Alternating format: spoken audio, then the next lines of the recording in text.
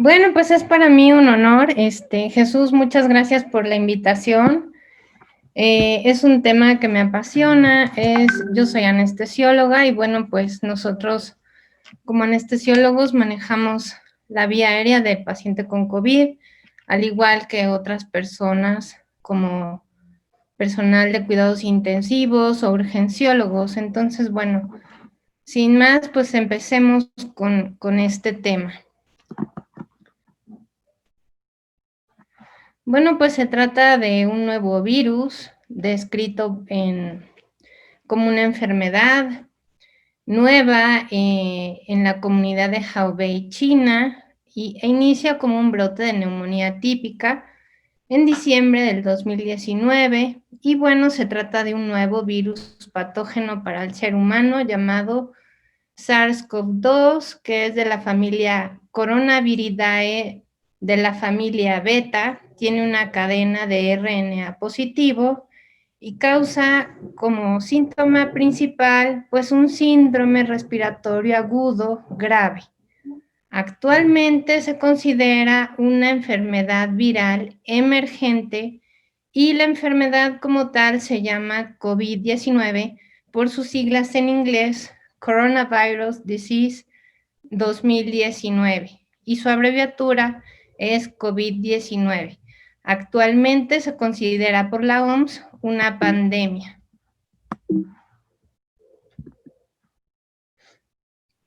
Bueno, pues vemos que los virus tienen una tasa de letalidad bastante importante. Tenemos varios brotes epidémicos. En el caso del 2002 y 2003 se describió en Asia el SARS-CoV, que tiene una tasa de letalidad del 10%. En el caso de la influenza, que es una enfermedad viral, en México nos tocó iniciar esta enfermedad, que se inicia como influenza H1N1. Como vemos, tiene una tasa de letalidad menor de 0.025%, siendo así que se ha encontrado un tratamiento para esta enfermedad, que sería el oseltamivir. En el caso del brote del MERS en el 2011, que es un síndrome respiratorio del Medio Oriente, pues tiene una tasa de letalidad igualmente un poco más elevado, y en el caso del COVID-19, actualmente tenemos una tasa de letalidad aproximadamente del 2%. Vemos aquí en esta página que a mí me gusta mucho, que se llama COVID Visualizer, nos da el dato de absolutamente todos los casos en el planeta Tierra, que son 42.461.171 casos, muertes a nivel mundial, más de 1 millón de casos, que se aproxima mucho al 2% que habíamos visto en la diapositiva anterior, y en casos recuperados, más de 31 millones. En México vemos que tenemos cerca de 874.171 casos hasta ayer en la noche. Esto se va actualizando más o menos cada 20 minutos, y ayer había 87.894 desafortunados decesos. Y bueno, pues muchos de estos pacientes también se han recuperado. La transmisión es importante y hay una teoría en la que la transmisión empieza de manera zoonótica. Esto quiere decir que el virus se encontraba en animales y se transmitió al ser humano.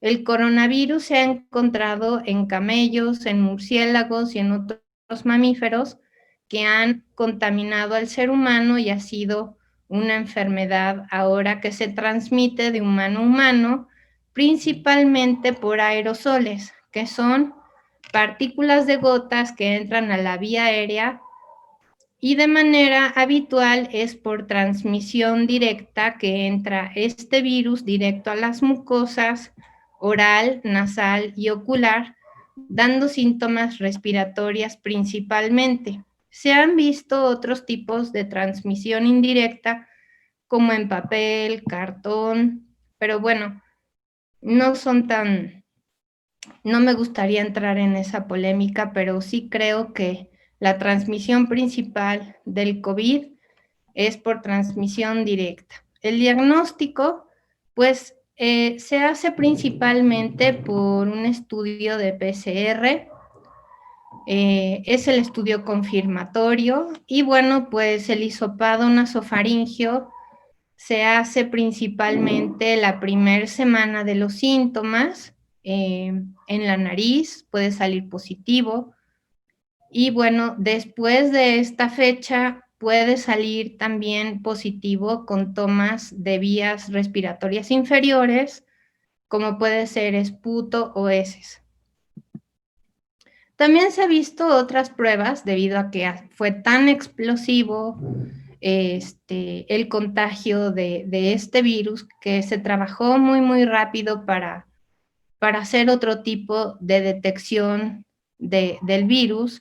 Y bueno, se hicieron pruebas de detección de anticuerpos, principalmente IgG e IgM, que bueno, conforme van pasando los días, esta prueba es cada vez más fiable.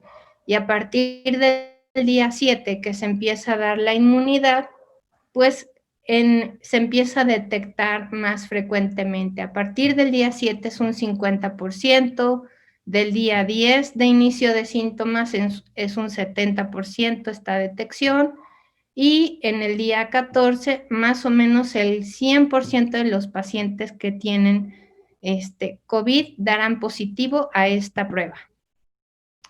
Este test de anticuerpos se ha visto que es muy, que es complementario a la primera prueba que ya vimos de PCR, principalmente cuando PCR se vuelve negativa. En algunos casos, si esta de anticuerpos se hace, puede dar una positiva y una negativa, y si hay anticuerpos, pues el paciente tuvo una exposición a este virus. También se ha visto que ha sido muy fácil de poderla realizar porque es pues por una pequeña gota de sangre, como vemos aquí en la imagen, es como una prueba muy fácil de poder tomar. Y bueno, pues se hacen principalmente para personal sanitario, personas que van a viajar en avión, etcétera. Es bastante cómoda poderla realizar. En cuanto a la enfermedad de COVID, pues hay un espectro muy amplio clínico de presentación de la enfermedad. Los pacientes que son asintomáticos son la fuente de contagio más importante y por eso es que ha sido tan explosivo el contagio, porque los pacientes no se dan cuenta que están contagiados y siguen saliendo a la calle. Las medidas de protección siempre son muy importantes, sobre todo el lavado de manos y el uso de cubrebocas. Pero también vemos que hay neumonía, a veces crítica, un síndrome de distrés respiratorio agudo y puede llegar hasta la muerte. Por eso es que si el paciente llega a tener síntomas, es fundamental que el paciente se trate, acuda al médico y dé un seguimiento a este padecimiento para reducir la mortalidad. En casos sospechosos se dice que los pacientes pueden tener 2 o más de los siguientes signos: tos, fiebre, cefalea, y un dato muy importante es la disnea como un dato de gravedad. También puede haber síntomas acompañantes como artralgias, mialgias, dolor de garganta, rinorrea, dolor torácico. Y en niños menores de 5 años es importante ver que hay irritabilidad. Si el niño está irritable, pues hay que darle seguimiento de por qué es esto. Un dato muy curioso que ha llamado la atención siempre de este virus es que puede causar anosmia, que es la pérdida del olfato, hiposmia, que es la disminución de la percepción de los olores, o disgeusia, que es la pérdida del gusto. Para una guía de enfermedades respiratorias, para hacer un triage y digamos así como un semáforo de qué tan grave puede estar en un primer contacto un paciente, pues vemos aquí los puntajes, pero el que llama mucho la atención es la dificultad para respirar. Si un paciente presenta este síntoma, automáticamente nos arroja a un semáforo amarillo que podría ser un paciente con una enfermedad moderada a grave. ¿Cómo vamos a actuar ante esta situación? Si el paciente está empezando con unos síntomas leves, pues únicamente es aislamiento en casa, seguimiento de los signos vitales, pulsoximetría y nada más. Si el paciente tiene síntomas moderados, pues hay que darle aislamiento, valorarlo y darle seguimiento. Si este paciente que tiene síntomas moderados o graves debe de acudir al hospital, principalmente si está desaturando, si tiene dificultad respiratoria, evidencia de cianosis, si vemos que el paciente requiere oxígeno suplementario a una FiO2 aproximadamente de 50%, para tener por lo menos una saturación del 92%, pues tiene que ingresar a un área de cuidados de COVID y considerar si esto no es posible poderlo compensar en el paciente con una FiO2 aún más alta, no llegar a esta saturación, pues entrar a unos cuidados intensivos. Este esquema, pues son muchas letras, básicamente se las voy a explicar. El paciente que no tiene síntomas, que no tiene comorbilidades, que es sano, que tiene bajo riesgo y que está a muy buen momento de poderse tratar, es un paciente que puede irse a casa. Un paciente que tiene una neumonía leve, que tiene una saturación de oxígeno de arriba de 90, pero puede irse a casa, sí. Si un paciente tiene neumonía, tiene más de 50 años y tiene factores de riesgo como hipertensión, insuficiencia renal, diabetes mellitus, broncoespasmo, si tiene EPOC, bronquiectasias y empieza con síntomas de neumonía grave, de saturar o polipnea, que sería una frecuencia respiratoria de más de 30 respiraciones por minuto, pues es aconsejable que se ingrese al hospital, que tenga todos sus estudios de laboratorio, que se haga una tomografía, estudios de laboratorio, deshidrogenasa láctica, dímero D, proteína C reactiva, procalcitonina y pues por supuesto los estudios de laboratorio y de gabinete como pueden ser radiografía y tomografía, que es el método de estudio de elección del COVID, de tórax. Y bueno, pues si el paciente tiene una PAFI de menos de 300 y tiene una clasificación de SOFA, que son criterios graves para el paciente si llega así, pues estos dos datos son de muy mal pronóstico, debe ingresar a una unidad de cuidados intensivos y darle seguimiento. Entonces, bueno, pues este triage nos ayuda mucho el SOFA. De hecho, si ustedes lo bajan en la aplicación de SOFA del MedCalc o lo buscan en internet, ya ahorita el SOFA viene modificado también para pacientes con COVID, para poder darle un seguimiento al paciente, a ver si está presentando falla orgánica múltiple y también pues la severidad de la neumonía se debe de dar seguimiento y esta pues es las escalas, ¿no? De que el paciente esté chocado, polimneico, que esté confundido y que tenga una urea elevada y que tenga una edad avanzada, pues son escalas de severidad de la enfermedad. Antes de seguir, pues de continuar con todo esto, estamos viendo que el paciente está grave. ¿Y nosotros qué vamos a hacer? Nosotros nos tenemos que proteger y los puntos a considerar del equipo de protección personal que da la OMS son para un trabajador de la salud en un contacto directo con pacientes con COVID son la mascarilla médica, que es la tricapa, pijama quirúrgica, guantes, protección ocular.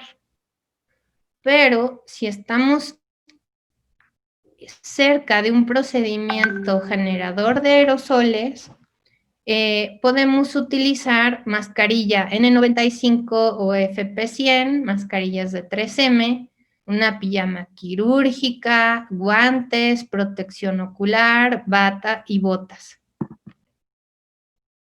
Aquí lo vemos con esta foto que le dio la vuelta al mundo. Es un paciente, es un anestesiólogo que está con un traje Tyvek, doble guante, una mascarilla N95 y una careta. Aquí vemos la importancia de ponernos adecuadamente el equipo de protección personal. Mucha gente utiliza tenis para entrar a esta zona COVID con la pijama quirúrgica o bien los crocs que se pueden echar a lavar en una cubeta con jabón. Se van a colocar las botas, lavado de manos, se pone el primer par de guantes.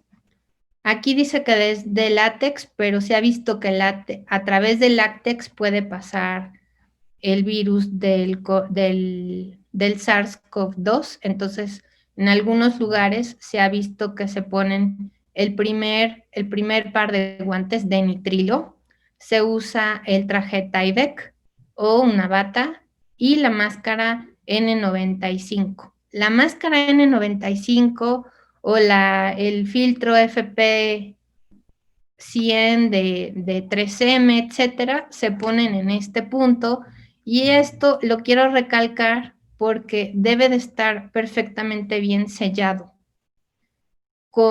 sin paso de absolutamente nada de aire. De hecho, hay unas pruebas que se deben de hacer de sello de la máscara para que sea súper eficiente. Uso de gogles o de gafas, gorro y el segundo par de guantes. Si se va a invadir la vía aérea, se puede usar un tercer par de guantes. El retiro de todo este equipo de protección personal es una vez intubado el paciente, ya se invadió la vía aérea, inmediatamente se hace una higiene de manos y se retira el tercer par de guantes. Se va a quitar la bata o el traje Tyvek y el segundo par de guantes, un gorro. Los gogles se deben de quitar hacia adelante, tener muchísimo cuidado al retirar la mascarilla N95 o el FP100, siempre se debe de retirar hacia adelante, sin tocar absolutamente nada del filtro de la máscara o únicamente tocando las tiras. Retirar las botas, hacer perfectamente un lavado e higiene de guantes, se retiran esos guantes, se hace un exhaustivo lavado de manos y algunas personas pasan a la regadera. Vemos que el equipo de protección personal funciona si se aplica al pie de la letra, todos los pasos, sin excepción, para un exitoso resultado. La capacitación es clave y se debe de practicar antes de entrar a un área COVID, puesto que se trata de nuestra seguridad. Supervisar y evaluar el desempeño del personal es muy importante porque puede bajar el rendimiento del personal médico, de enfermería y de camilleros, y esto puede dar lugar a errores en la colocación o el retiro del equipo de protección personal. En algunos hospitales lo que hacen es empezar a rotar al personal en diferentes áreas. No debe hacerse excepciones para el uso del equipo de protección personal y esto no debe importar. Se los recalco muchísimo, el rango o la autoridad no debe de importar. Absolutamente todo el personal, camilleros, enfermeras, todos deben de tener completo el equipo de protección personal. Los criterios de gravedad del paciente, vamos a ver, pues neumonía grave. Habitualmente los pacientes con neumonía grave pueden llegar a ser hasta del 5% y esto es muy importante. El ingreso a la unidad de cuidados intensivos tiene una mediana de tiempo de aproximadamente de 9 a 10 días de inicio de los síntomas. Y esto es muy importante. porque el paciente no se da cuenta o puede llegar muy tarde al hospital para tratarse sus síntomas y ya estar en un estado críticamente grave. Los pacientes con COVID y enfermedades preexistentes progresan rápidamente a una enfermedad grave, como todos sabemos. Se ha visto que los pacientes diabéticos tienen complicaciones, pero principalmente los pacientes obesos son los que más hay en la unidad de cuidados intensivos. Puede haber algo de factores predisponentes como hipertensión arterial, enfermedad coronaria, pero también pues la edad de personas de más de 60 años, esto es un factor muy importante. Los factores de riesgo de muerte son que el paciente ingrese a cuidados intensivos con un criterio o una puntuación de SOFA elevado, dímero D muy elevado y personas mayores de 60 años. Hemos visto que todos estos parámetros se ven afectados, principalmente la CPK, el dímero D, la troponina, todo está completamente mal. Y esto pues nos puede ir llevando poco a poco a una falla orgánica múltiple. Así que hay que estar monitoreando a los pacientes frecuentemente. La evaluación pronóstica de estos pacientes, pues hay muchas escalas que están descritas en las guías de cuidados intensivos aquí en México.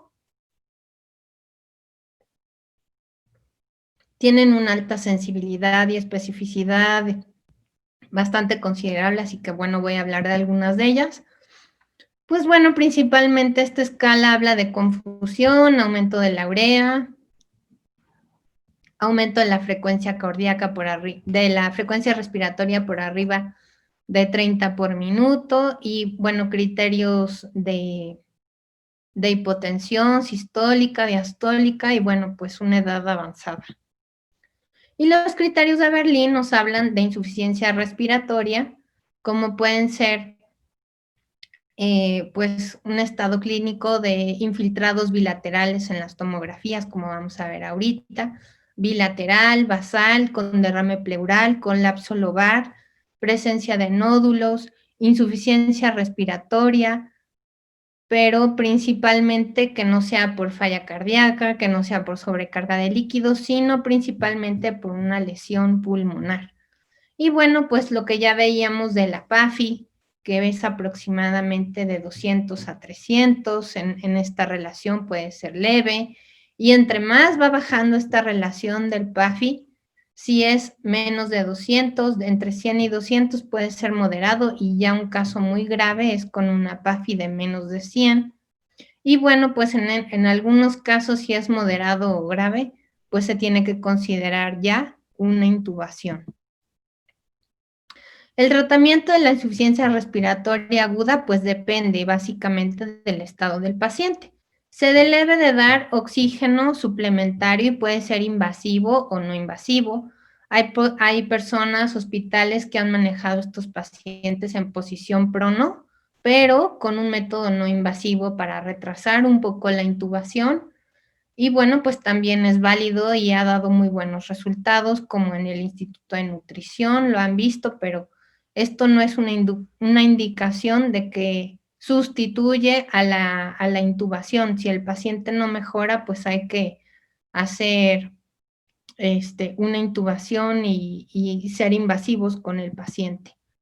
Bueno, en cuanto a la tomografía, vamos a ver que las dos principales áreas es de la mitad del pulmón hacia abajo, o sea, de la parte basal del pulmón es la parte más afectada.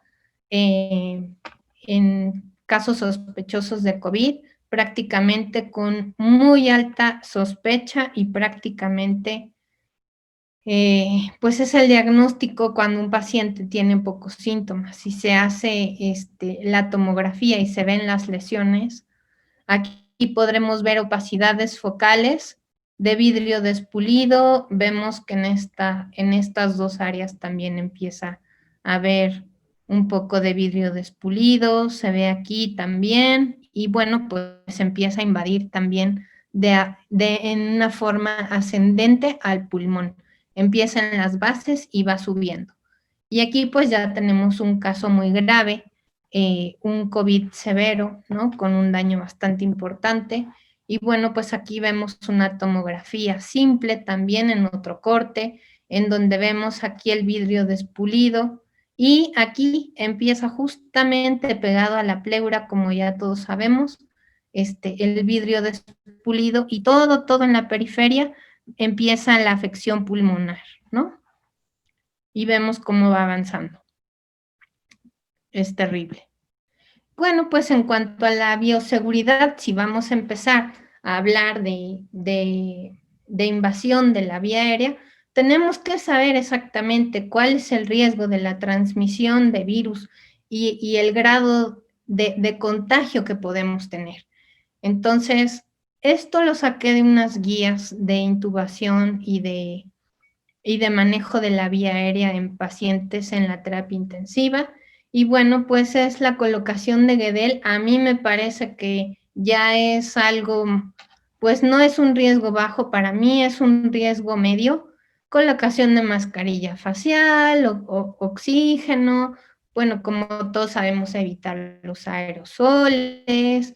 En caso de que el paciente caiga en paro, pues las compresiones torácicas también, desfibrilar, cardiovertir, bueno, insertar, bueno, canalizar al paciente en una vía venosa o bien invadirlo, ponerle una línea arterial, pues bueno, pues es de bajo riesgo, eso sí lo considero. Administrar fármacos y fluidos intravenosos me parece que no es tan riesgoso. Pero lo que sí es de muy alto riesgo es todo lo que tiene que ver con la vía aérea, los aerosoles, las nebulizaciones, las puntas nasales de alto flujo, una ventilación manual con mascarilla, bolsa reservorio con la máquina de anestesia, una ventilación no invasiva, esto principalmente porque puede fugar. La intubación orotraqueal se dice que es el procedimiento más riesgoso que hay para el manejo de la vía aérea. Bueno, pues en algunos casos se tiene que hacer una traqueotomía quirúrgica, en un caso de no poder ventilar, no poder intubar, o bien pues que el paciente ya tenga mucho tiempo intubado. Puede ser quirúrgica o percutánea, pero como se está manipulando directamente a la vía aérea, pues sí, esto es de muy alto riesgo. La broncoscopía, pues también es de muy alto riesgo. La aspiración de secreciones, vamos a ver más adelante cómo se tienen que hacer. Y el RCP. Los procedimientos susceptibles a generar aerosoles, pues son la aspiración de secreciones también, debe de ser limitado por enfermería, debe de ser por una aspiración cerrada. Las tomas de las muestras respiratorias, como el lavado broncoalveolar, eso se hace principalmente cuando se sospecha que el paciente pudiera tener alguna otra infección agregada, que puede ser bacteriana, y ya empezaron los casos de COVID más influenza. Entonces, pues hay que confirmarlo, y como vimos en PCR, también las tomas de secreciones de vías inferiores, ahí se confirma, ¿no? Diferentes pruebas. Y bueno, pues los aerosoles y las nebulizaciones, pues se deben de evitar, ¿no? El oxígeno a alto flujo, pues no es adecuado. Las micronebulizaciones hay que evitarlas lo más que se pueda y utilizar, en cambio, inhaladores de una sola dosis. Y bueno, pues para optimizar el uso del inhalador se puede usar una cámara espaciadora. Aquí la vemos. Para uso de fármacos broncodilatadores, se ha visto, algunas personas recomiendan el uso de esteroides inhalados, otros no. Eso depende del médico y de los criterios de cada protocolo de hospital que se esté llevando a cabo. Y también, bueno, algunas personas han utilizado antibióticos nebulizados.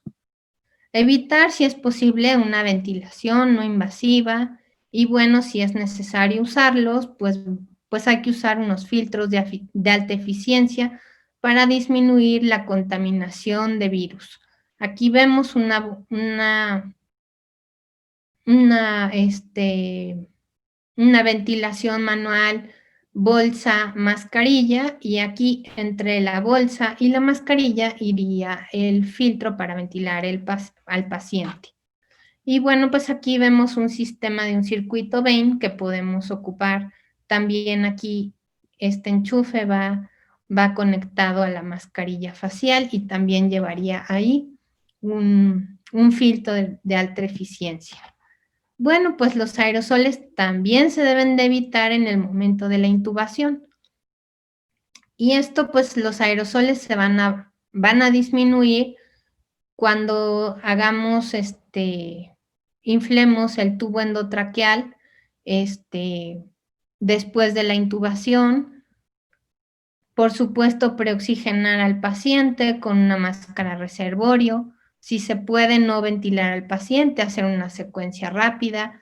La secuencia rápida es cuando inducimos al paciente, primero lo preoxigenamos para que el paciente tenga muy bien el máximo de la saturación, ahorita lo vamos a ver. Se va a hacer una inducción del paciente para que se quede dormido, se va a hacer una relajación neuromuscular y entonces vamos a mantener al paciente con una presión positiva en un sello hermético específico con bajos flujos de oxígeno. Y por supuesto, anticipar en medida de lo posible cualquier eventualidad. Bueno, pues para evitar los aerosoles usando una ventilación mecánica, pues siempre hay que usar los filtros de alta eficiencia, ya sea en la rama inspiratoria del paciente y la más importante es la rama expiratoria del paciente, que es pues la potencial fuente de contaminación hacia los aparatos. Y bueno, pues para evitarlo aún más, pues se debe de poner un filtro entre el tubo endotraqueal del paciente y otro protegiendo igualmente en la rama expiratoria del paciente para, para proteger el equipo. Y bueno, también se pueden utilizar intercambiadores de calor y humedad que se llaman narices, narices para humidificar el sistema respiratorio, pero bueno, en realidad creo que el filtro es suficiente. Y bueno, pues obviamente evitar las desconexiones. En el caso de manejar un paro cardíaco en los pacientes con COVID, el primero y básico punto a evaluar es que todo el personal que vaya a asistir en el paro cardíaco, todos, absolutamente todos, tienen que tener el equipo de protección personal. De hecho, ese es el primer paso que se llama zona segura. Después, pues se va a empezar con un RCP de alta calidad y, como ven aquí, prepararse para intubar. Si el ritmo, analizar el ritmo, por supuesto, monitorizar al paciente. Si el ritmo es un ritmo desfibrilable, se puede desfibrilar. Si no es un ritmo desfibrilable, que sea una actividad eléctrica sin pulso o una sistolia, entonces antes de hacer cualquier otra cosa y de continuar con las compresiones torácicas, se debe de intubar al paciente. Prácticamente, si nosotros no tenemos intubado al paciente, estamos en un altísimo riesgo de contaminación y se debe de considerar si es bueno o no continuar con el RCP. Si el paciente no está intubado, es una fuente completa de aerosoles. Es algo muy desafortunado, pero es real y si no se puede intubar, prácticamente no se debe de continuar con el RCP. El ingreso a los cuidados intensivos, pues los enfermos críticos habitualmente pues están inestables, requieren un tratamiento, monitoreo invasivo, ventilación invasiva por falla ventilatoria aguda, infusión de medicamentos importantes como vasopresores, antibióticos, líquidos, etcétera. Y bueno, pues estos enfermos tienen que estar clasificados entre lo que se llama prioridad 1 y 2. El paciente tiene que ser rescatable, tiene que ser que tenga una oportunidad de vivir. Si el paciente llega en un estado muy crítico o ya de verdad que no se puede hacer mucho por ellos, por eso les decía yo lo de las escalas que son muy importantes, pues prácticamente pasaría a unos cuidados paliativos. El uso de oxígeno, pues, es directamente a la clínica del paciente. Se puede empezar por unas cánulas nasales, que serían unas puntas nasales, una mascarilla simple. Estos dos se pueden usar más o menos de máximo unos 6 litros por minuto para alcanzar una saturación de oxígeno del 90 al 94. Y bueno, pues ir valorando los cambios de los diferentes dispositivos que se encuentran según la respuesta clínica del paciente. La bolsa mascarilla reservorio se ha usado, se ha limitado su uso porque pues es un reservorio de contaminación, pero en dado caso que no se cuente con otro dispositivo para apoyar al paciente, pues habría que utilizarlo pero con reserva. Ahora bien, utilizar un dispositivo Venturi para mantener unas saturaciones del 90 al 94, pues esto nos dice que el paciente ya requiere un apoyo de oxígeno mayor y nos estamos acercando a utilizar una ventilación mecánica no invasiva. Que bueno, en algunas enfermedades como el SARS anteriormente tenemos la experiencia del SARS, del MERS y de la influenza, que este método fue muy útil para evitar la intubación de los pacientes. Ahora bien, en el caso del COVID, pues se ha visto que genera aerosoles. La evidencia, pues, no es contundente porque si se puede utilizar y el paciente puede mejorar con este método, pues se puede usar, pero no es lo ideal. Se debe de tratar de intubar al paciente, aunque pues esto tiene muchos problemas y bueno, pues la ventilación mecánica la ventilación mecánica no invasiva se ha visto que bueno, puede disminuir los aerosoles con los filtros y un buen sello para que no haya fugas. Y bueno, pues de esta manera pues podría ser una opción. Y principalmente para pacientes que tienen EPOC o insuficiencia cardíaca agregada. O pues también vamos a ver aquí que los filtros son fundamentales para todos los dispositivos que vamos a ver más adelante. Deben de estar siempre en la rama exhalatoria del paciente y debe de estar también conectada dos filtros, uno directo al paciente y otro muy cercano al ventilador o al aparato de ventilación que vayamos a utilizar.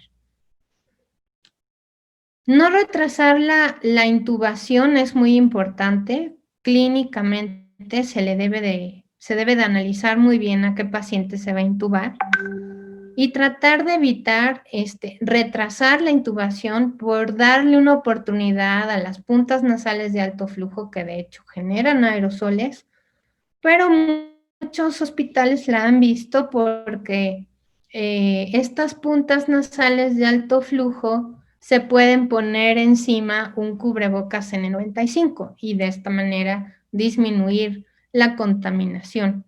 Y bueno, pues la ventilación mecánica no invasiva pues hemos visto que da fugas, el paciente puede estar inquieto, necesita algo de sedación, etcétera, con dexmedetomidina, etcétera. Entonces, pues si vemos que el paciente no está respondiendo bien a estos 2 métodos, pues hay que avanzar.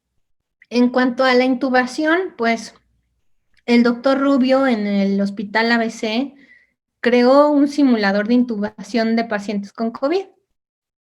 Y bueno, pues esto me parece muy interesante, es prácticamente un videojuego muy didáctico, muy dinámico, para aprender justamente evitar contaminarse y poder hacer o visualizar cuáles son los pasos que tenemos que hacer para poder intubar a un paciente con COVID de manera segura. Los invito a que bajen esta aplicación. Es una aplicación para Android y para Apple también. Entonces, pues bueno, aquí bien, haciendo más o menos el juego, yo estaría parada aquí, del lado derecho de la mesa sería aquí está la máquina de anestesia o el ventilador, el monitor, y aquí la persona que va a asistir al operador principal en la vía aérea, y del lado izquierdo de la mesa, la persona que va a administrar medicamentos, y únicamente cuando vamos a intubar a un paciente hay 4 personas en la sala. Afuera de la sala hay otro equipo de emergencia para poder entrar y relevar, como lo vamos a ver más adelante. La intubación traqueal es un procedimiento potencialmente de alto riesgo para el experto de la vía aérea, particularmente porque se expone a una carga viral alta y aún más si la transmisión es directa, asociado con una enfermedad muy grave. Entonces, esto quiere decir que la persona que va a manejar la vía aérea tiene que estar muy bien entrenado para poder manejar este tipo de situaciones. Considerar antes de la intubación, pues que todo el personal esté seguro, con todo el equipo de de protección personal. Debe de ser preciso, rápido, oportuno, sin prisas, y bueno, tener una lista de verificación, capacitación de todas las personas que van a entrar a esta situación, y, y poder manejar adecuadamente al paciente con COVID. Bueno, para la seguridad de la intubación, pues se ha hablado mucho de estas cajas de acrílico en la que, bueno, yo aquí estoy practicando, no es un paciente con COVID, pero justamente por este asunto de estar entrenándonos para manejar la situación, pues decidimos hacerlo, y pues es súper incómodo, eso sí le digo. Es muy incómodo usar la caja de acrílico, limita mucho el movimiento de los brazos, y pues de alguna manera tiene que ser una vía aérea fácil para poderla ocupar. O si no, lo ideal es quitar la caja y hacerlo todo mucho más rápido sin esta protección de acrílico. La seguridad más importante es minimizar el riesgo de transmisión y evitar la generación de aerosoles. La intubación se debe de hacer con secuencia rápida, y eso quiere decir que después de que hemos inducido al paciente, se ha hecho una inducción y entonces al paciente no lo vamos a ventilar, le vamos a hacer un sello con las 2 manos y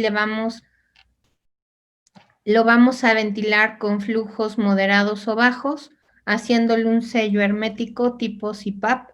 Y bueno, por supuesto, una de las cosas más importantes es tener todo el equipo necesario, ya sea medicamentos, tubos endotraqueales, todo el equipo tiene que estar listo, preparado, medicamentos cargados, y contar con todo el equipo de la vía aérea también, para una potencial vía aérea difícil.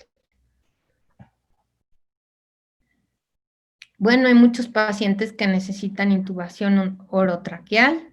Vemos aquí un algoritmo para poder llegar a la intubación orotraqueal, pero pues para Antes de ingresar a la habitación de un paciente, pues recalco una vez más la seguridad del paciente, establecer una técnica efectiva para abordar e instrumentar la vía aérea. O sea, el experto no tiene que improvisar nada, tiene que hacer todos los movimientos con seguridad.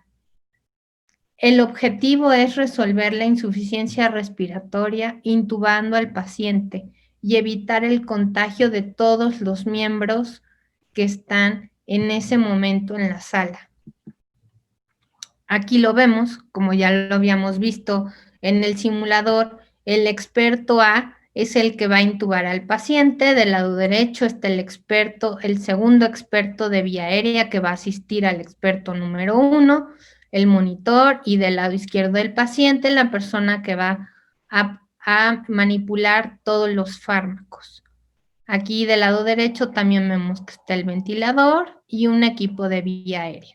Aquí podemos incluir cánulas orofaringeas, estiletes, guías, otros dispositivos si no se puede intubar, de preferencia utilizar un videolaringoscopio. Y aquí vemos, son muchísimas letras, básicamente el equipo de protección personal es un checklist. Todo esto se puede imprimir y se puede ir verificando paso por paso. El líder, definir los roles, quién va a estar en qué posición de la sala, como vimos en la diapositiva anterior. Verificar que todo esté funcionando bien, el oxígeno, el ventilador, todos los aparatos que vamos a tener ahí, aspirador funcionando, etcétera, todo tiene que estar listo y preparado. Preparar el material de los medicamentos, bloqueadores neuromusculares, inductores, los vasopresores, y algo muy, muy importante es que no le vamos a poder dar gases inhalados a nuestro paciente, por lo menos en la sala de operaciones, sino que vamos a tener que manejar al paciente con infusiones continuas para mantenerlo dormido y en sedación. Y bueno, pues unos planes para vía aérea difícil, ya sea el plan A, que sería una laringoscopía, una videolaringoscopía, que es la ideal. Unas segundas opciones, como sería uso de dispositivos supraglóticos o unas guías quirúrgicas o estiletes. Y bueno, ya que se salió de la sala, pues vamos a ver, vamos a preparar al paciente, valorarlo y optimizarlo. Bueno, en este caso, ya que se intubó al paciente, después de haber manejado y manipulado la vía aérea, a veces se pueden colocar sondas nasogástricas, sonda urinaria, y tomar cultivos bronquiales y bueno, pues por supuesto eliminar todo el equipo de protección personal con seguridad. Vean ustedes aquí la cercanía de la persona que está intubando con el paciente. Es por esto, por esta cercanía y un contacto prácticamente directo, por el que no se recomienda hacer laringoscopía directa. Claro que si no se tiene otra opción, pues hay que hacerlo. Y bueno, tomar precauciones, pero lo ideal sería poder contar con un videolaringoscopio para mayor seguridad. Disminuir los aerosoles, la diseminación de secreciones, hacerlo en poco tiempo. Y bueno, se ha visto que por mucho el videolaringoscopio es lo ideal. El protocolo, pues, se debe de reunir todo, debe de haber un líder, y aquí podemos ver, ¿no? Una videolaringoscopía directa, cómo se desliza el videolaringoscopio por la lengua hasta llegar a la base de la lengua, llegamos a la laringe.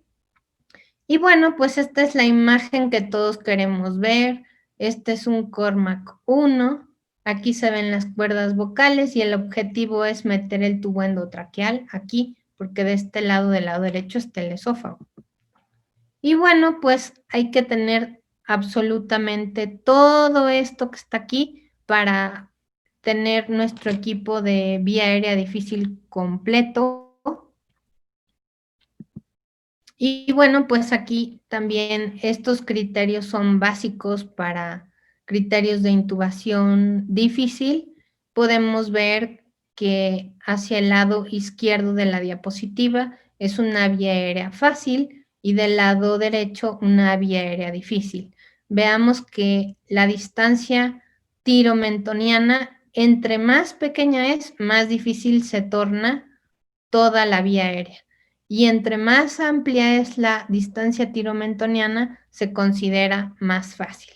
La apertura oral es muy, muy importante, si tiene incisivos prominentes o no, la distancia entre los dos incisivos, esa se considera la apertura oral. Y bueno, pues entre más pequeña sea la boca, más difícil será manipular la vía aérea. La escala del Malampati del 1 al 4 nos indica que si nosotros podemos visualizar por completo la úvula y si se separa la úvula de la parte de la lengua, pues es una clasificación 1. También hay que revisar la integridad de los dientes y si no vemos para nada la úvula y solo vemos la lengua, pues es una clasificación de Malampati 4 y esto puede dificultar o estorbar la lengua para poder hacer una laringoscopía directa. En cuanto al Cormac, pues es la clasificación de la dificultad para poder observar aquí muy bien claramente las cuerdas vocales para poder meter aquí el tubo endotraqueal. Entonces, aquí se ve la epiglotis. Y bueno, pues este es un Cormac 1 bastante fácil de poder intubar. Aquí se ve ligeramente, ¿no? El orificio para poder meter el tubo endotraqueal. Aquí vemos, ¿no? Nada más la epiglotis y bueno, sospechamos que atrás podría estar las cuerdas vocales. Y aquí justamente cuando metemos el tubo endotraqueal se debe de meter con mucha sutileza para no lastimar ninguna cuerda vocal y esto definitivamente es una vía aérea difícil y hay que pedir ayuda, ¿no?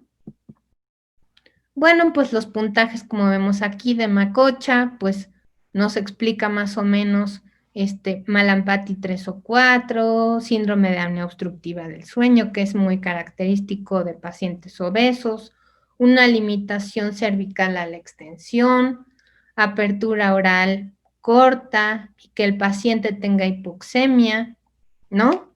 Eso es, pues básicamente tenemos todo para una vía difícil.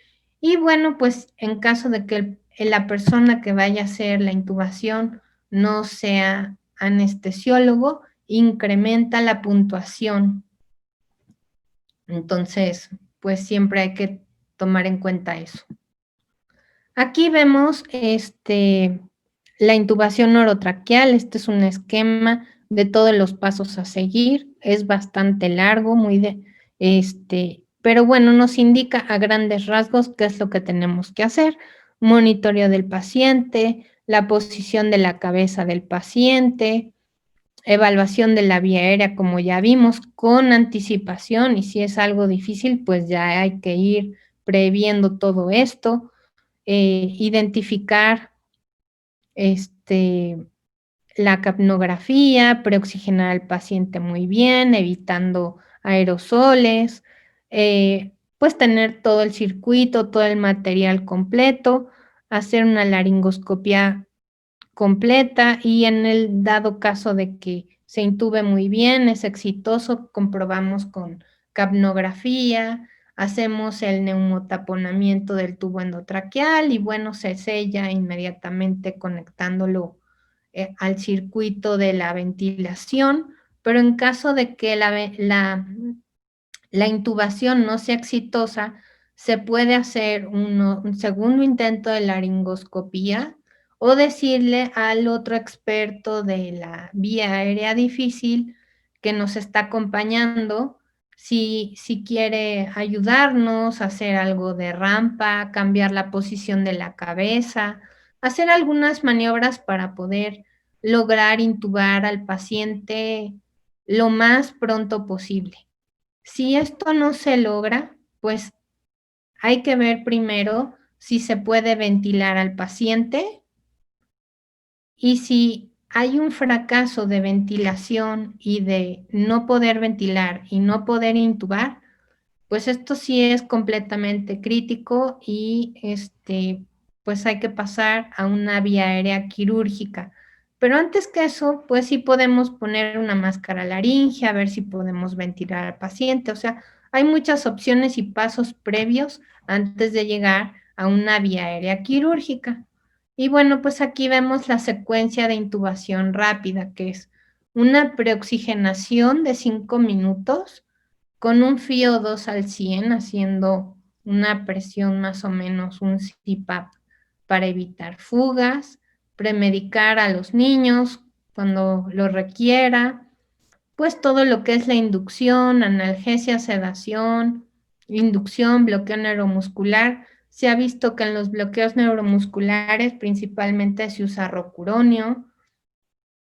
Algunos artículos dicen que succinilcolina no, algunos artículos dicen que becuronio, aunque tarda un poquito más de hacer su efecto, pues el ideal sería 1.5 miligramos por kilo de rocuronio, ¿no? Y pues como les digo, no ventilar al paciente, hacerle un sello, un CPAP. Y bueno, aquí les dejo estos canales o videos de YouTube para que puedan ver en video estas intubaciones y toda la secuencia rápida en video. Bueno, pues durante el manejo de la vía aérea, pues es el monitoreo completo, preoxigenar al paciente, hacer una secuencia rápida. Aquí estamos haciendo una secuencia justamente rápida, estamos haciendo un sello, se están acabando de pasar todos los medicamentos, se están usando los filtros y bueno, pues usar una técnica de 2 manos para aislar la cara del paciente. Y bueno, pues siempre contar con un asistente experto que sepa muy bien qué estamos haciendo, qué paso va a seguir para que nos ayude con absolutamente todo y disminuir los riesgos.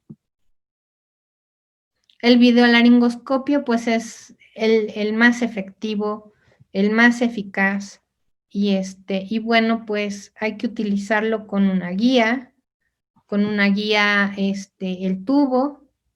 El tubo debe de ser con el mayor calibre posible. A algunas personas les gusta pinzar el tubo después de haberlo metido a la tráquea antes de conectarlo a los circuitos y al filtro, pero bueno, porque a veces el paciente puede toser. Y bueno, pues conectarlo una vez más a la ventilación mecánica con todos los filtros. Y bueno, pues contar con todo el equipo de la vía aérea difícil y en caso de no poder intubar, utilizar una máscara laringea. Aquí lo vemos otra vez, esto es una máscara laringea de segunda generación, bastante útil, se acopla bastante bien para los pacientes obesos y esta máscara laringea Supreme es la de elección para pacientes obesos. En caso de que tengamos una vía aérea difícil, pues hay que ver si el paciente tiene, bueno, pues si se puede intubar o ventilar y en el caso de no poder lograrlo, pues hacer una vía aérea quirúrgica. Aquí tenemos los pasos de no puedo ventilar, no puedo ventilar, no puedo intubar, no puedo ventilar y esto se considera una emergencia como tal. Y bueno, pues aquí podemos ver una vía aérea quirúrgica, una cricotiroidotomía con bisturí y bueno, para poder ventilar emergentemente al paciente. Posterior al manejo de la vía aérea, si nosotros ya lo pudimos intubar, todo la ropa y todo lo que traigamos puesto se considera altamente contaminado y debe de desecharse en contenedores biológico-infecciosos para su tratamiento o bien para su eliminación si los materiales son desechables. Se debe de seguir muy estricto el retiro del equipo de protección personal, debe de ser sumamente meticuloso, muy cuidadoso, ya sea asesorado o acompañado por un compañero o por un espejo para tener plena conciencia del retiro del equipo de protección personal. Y bueno, pues descontaminar todo el equipo que sea reutilizable se debe de, de esterilizar y lavar. En cuanto a la extubación, se debe de considerar minimizar la exposición, minimizar los aerosoles y bueno, pues es importante desechar perfectamente bien todos los dispositivos que hayan estado en contacto con la vía aérea del paciente después de su uso. Para la extubación y tener una eficacia en la extubación, siempre se debe de considerar que el paciente necesite reintubarse y tenemos que tener todo el equipo de intubación nuevamente en las primeras 24 o 48 horas. Si es un paciente con vía aérea difícil, la extubación debe de ser pausada y estar completamente seguros de que el paciente va a tolerar la extubación. En cuanto a las conclusiones, podemos decir que todo paciente que vemos en anestesia es potencialmente enfermo o portador de este virus SARS-CoV-2. Absolutamente siempre que se manipule la vía aérea se debe de tener el equipo de protección personal completo. Es fundamental, forma parte de la seguridad de todo el equipo, médicos, enfermeras, camilleros, etcétera. Y pues por supuesto evitar la contaminación por aerosoles, esto es algo que no debemos de olvidar y siempre debe de utilizarse oxígeno suplementario por abajo de 6 litros por minuto. El plan y manejo de la intubación siempre debe de ser por un experto, seguir los pasos, tener absolutamente todo el material para el manejo de la vía aérea y considerar que todo paciente puede tener una vía aérea difícil no predicha. Les agradezco mucho su atención. Espero que les haya sido útil esta charla.